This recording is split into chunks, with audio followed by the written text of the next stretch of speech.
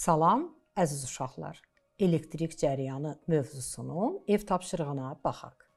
Elektrik dövrəsinin sxemini qurun. Elektrik dövrəsi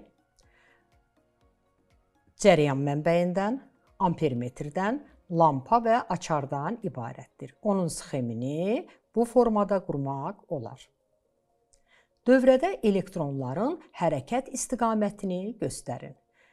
Elektronların hərəkət istiqaməti batareyanın mənfi qütbündən çıxaraq onlar müsbət qütbünə doğru hərəkət edir. Ona görə də istiqamət bu formada olacaq.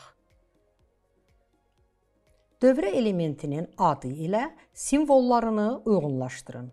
Ampermetr, lampa, elektrik motoru, voltmetr. 4 lampa birləşdirilmiş elektrik dövrəsi verilmişdir. A. Bir açarı qapanarsa, hansı lampalar yanar? Bir açarı qapanarsa, yalnız A lampası yanar. Yəni, açar burada qapandıqda dövrə bu formada olacaq və bir açarı qapandıqda A lampası yanacaq. B. 2 açarı qapanarsa, hansı lampalar yanar?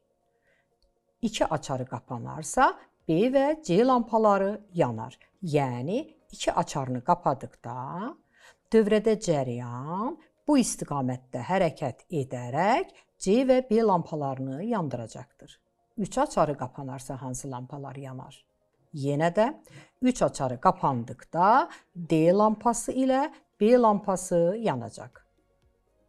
Elektrik zəngi, açar, ampermetr, batareya və naqillərdən ibarət elektrik dövrəsi qurun.